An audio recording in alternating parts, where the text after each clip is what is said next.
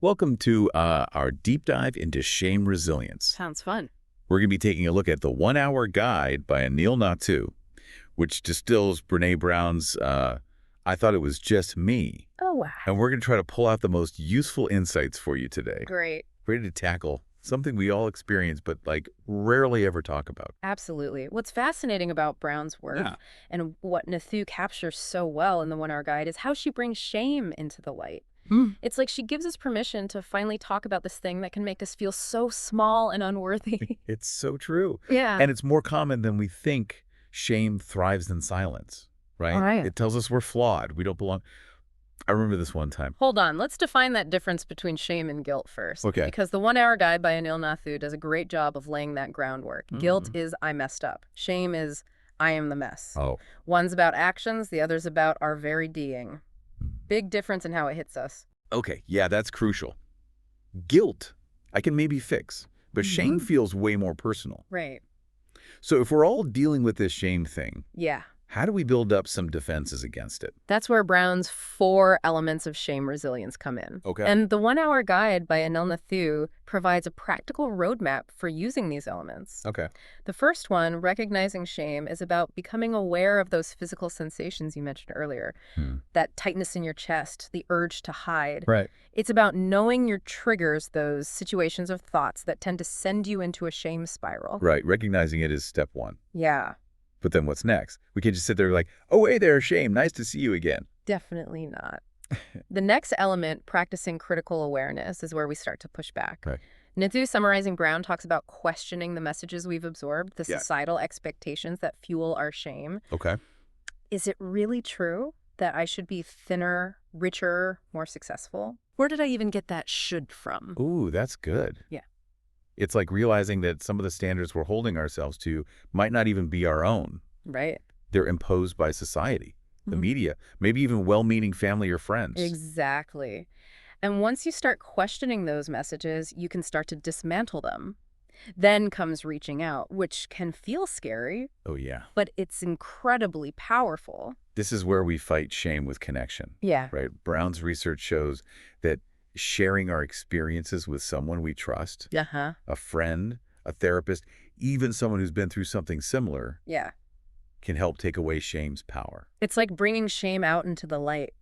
Suddenly, it's not this big, scary monster lurking in the shadows. It becomes something we can talk about, understand, and even laugh about sometimes. I'm starting to see a pattern here. Yeah, Shame hates it when we talk, connect, question things. it does. So that last element, speaking shame, must be like the ultimate weapon, right? It is. By speaking shame, we reclaim our stories. We take back the power it's held over us.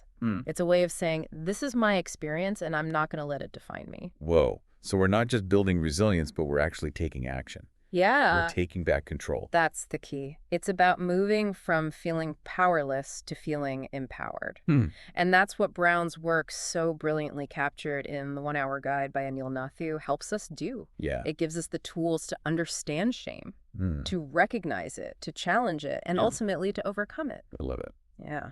And speaking of taking back control, that's where empathy comes in. It's like the secret weapon against shame, and something both Brown and Nathu really emphasize in the 1-Hour Guide. Okay, but I've always struggled with this sympathy. They kind of blur together for me. Right. How can I be sure I'm doing the empathy thing, right? Sure. Not just feeling sorry for someone. Great question.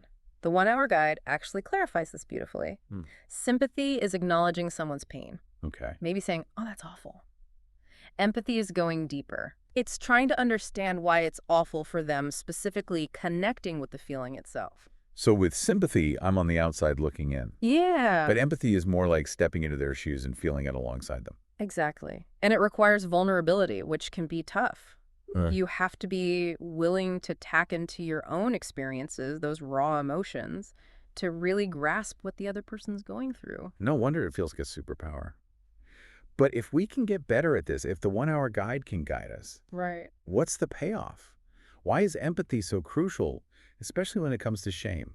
Because empathy is the opposite of shame. Shame thrives on isolation, making us feel unworthy of connection. Empathy says, I see you, I hear you, and you're not alone. So by being empathetic, we're not just helping someone else, Right. but we're also combating our own shame by showing ourselves that connection is possible even when things are tough. Precisely. It's a win-win. And The 1 Hour Guide by Anil Nathu gives some really practical advice on how to practice empathy. Okay. Listening without judgment is key. Resist that urge to jump in with advice or try to fix things. Sometimes people just need to be heard and understood. That's something I'm definitely working on. Yeah, It's so easy to slip into problem-solving mode. it is. But sometimes just being there is enough. Absolutely. And pay attention to those nonverbal cues. Okay. Body language, tone of voice. Huh? They can tell you a lot about what someone's truly feeling, even if their words are saying something different. It's like learning a whole new language of emotions, both in ourselves and in others. So we're building our empathy muscles, we're dismantling shame. Right. But what about when it feels like the world is set up to make us feel bad? That's where Brené Brown's idea of courage comes in, and it's a game changer. She redefines courage not as the absence of fear, Okay. but as the willingness to act in spite of it. And The 1 Hour Guide by Anil Nathu emphasizes this point beautifully. Okay, I love that. So often we think of courage as this big, heroic thing. Yep. But what you're saying is it can be about the everyday choices we make to show up as ourselves, Right. even when it feels scary. Exactly. It's about those small acts of vulnerability, Yeah. asking for help, setting boundaries, speaking your truth, even if your voice shakes. So it's not about pretending we're not afraid, Nope. but about doing what needs to be done even when fear is present.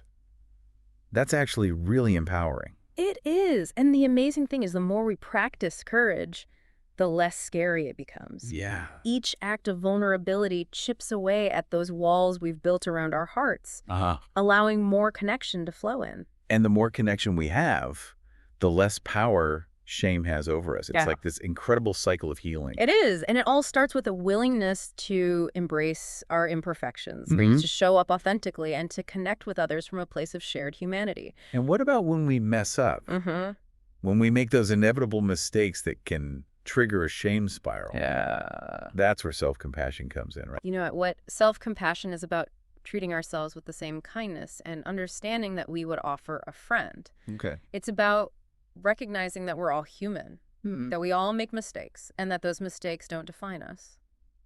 This is so important, especially in a world that can feel so judgmental. Yeah. We're often our own harshest critics. That's why it's so crucial to cultivate that inner voice of compassion. Okay. Instead of beating ourselves up for our mistakes, we can choose to learn from them and move forward with grace. It's about giving ourselves permission to be imperfect, to be human. And The 1 Hour Guide by Anil Nathu provides some really practical tips on how to cultivate self-compassion, Yeah. such as practicing mindfulness, challenging negative self-talk, and engaging in activities that bring us joy. Exactly. Self-compassion isn't about letting ourselves off the hook. It's about treating ourselves with the same care and understanding that we would offer someone we love. And that leads to another key point that The 1 Hour Guide highlights the importance of connection. Brown's research shows that authentic connection is essential for combating shame and building resilience. Connection is more than just being around people. It's about feeling truly seen, heard, and understood. Right. It's about experiencing a sense of belonging, of knowing that we are not alone in our struggles. And that sense of belonging is so crucial for our well-being. Yeah. It helps us feel safe, supported, and loved. Absolutely. And the great thing is connection is something we can actively cultivate. We can reach out to friends and family, join groups that share our interests, or simply make an effort to engage with the people around us. It's about showing up authentically, being vulnerable, and creating space for others to do the same. Precisely. And that's where the real magic happens, when we create genuine connection. Right. We not only combat shame and build resilience, but we also create more compassionate and understanding world. So it all comes back to connection. We talk about ourselves with kindness, we reach out to others, but this idea of courage, of being vulnerable, how does that fit into the picture? Because it still feels like the hardest part. You're right. Vulnerability takes guts. But Brené Brown, as summarized in The 1 Hour Guide by Anil Nathu, Okay. shows us that it's the key to unlocking genuine connection. Okay.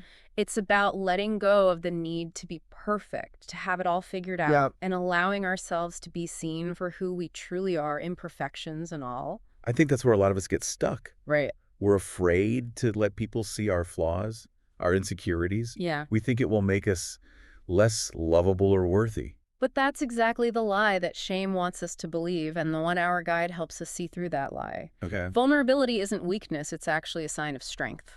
It takes courage to show up authentically, to share our struggles, to let others know that we don't have it all together. And what's amazing is that when we do that, and we allow ourselves to be vulnerable, Yeah. we create space for others to do the same. Yes. It's like this permission slip to be human, to be imperfect, to be real. Exactly. And that's where true connection starts to blossom. Hmm? When we can let go of the masks we wear and show up as our authentic selves, we invite others to do the same. So vulnerability leads to connection. Yeah. And connection combats shame. It's like this beautiful upward spiral. It is. But what about those times when we feel overwhelmed by shame? Yeah. When it feels like it's going to drown us? What practical advice does the 1-hour guide by Anil Nathu offer for those moments? One of the most powerful tools that the one-hour guide highlights is gratitude.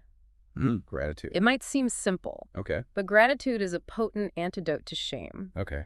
When we shift our focus to what we're grateful for, it changes our perspective. Okay. Instead of dwelling on our shortcomings, we start to see the good in ourselves and in our lives. It's like gratitude helps us rewire our brains, Right. reminding us that even when things are tough, there's still so much to appreciate. Exactly. And gratitude doesn't have to be about big sweeping things. It Yeah. can be as simple as appreciating a warm cup of coffee, a sunny day, or a kind word from a friend. And when we start to notice those small moments of joy, Yeah. it can create a ripple effect. Suddenly we're more aware of the good in the world, Yeah. and that can shift our whole outlook. It's true. And the beauty of gratitude is that it's a practice. Right. The more we focus on what we appreciate, the more we find to appreciate. It's like this incredible cycle of positivity. So we've got recognizing shame, Mm. critical awareness, reaching out, speaking shame, then empathy, courage, self-compassion, connection, and gratitude. Yeah. That's a lot to unpack, but I'm starting to see how it all fits together. And that's the power of Brené Brown's work, as expertly summarized in the one-hour guide by Anil Nathu. It's not just about understanding shame, but about building a more resilient, connected, and wholehearted life. And it's a journey that we can all take one step at a time. By practicing these tools, by being kinder to ourselves and to others, Right. we can create a world where shame doesn't have to rule. Absolutely. And remember, you are not alone in this journey. We all experience shame, but we don't have to let it define us. By embracing vulnerability, cultivating connection, and practicing compassion, we can find our way back to wholeness, to belonging, and to a life filled with meaning and purpose. This deep dive has been eye-opening, to say the least. I feel like I've been given a whole new set of tools to not just deal with shame, but to truly thrive. Thank you for sharing your insights and for guiding us through the 1-hour guide by Anil Nathu. It's been my pleasure. Remember, you have the power to overcome shame and create a more compassionate world, both for yourself and for others. Thank you for joining us today. Visit the 1-hour guide website for more business insights by Anil Nathu.